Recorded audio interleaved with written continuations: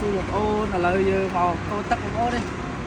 là khơi sọc kê là khơi tu ai là chẳng sạm nữa mà rồi tại cô bàn mán lấy 110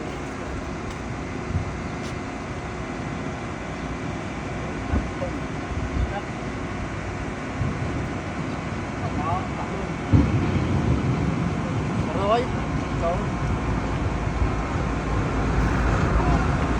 cháu là đào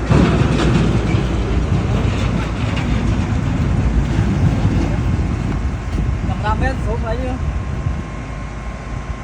thì nó tập bàn mán nhia không con này có bàn lít lấy tập với cô ba đây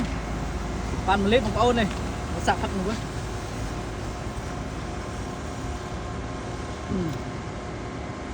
tập xuất lấy vạt tập hắc là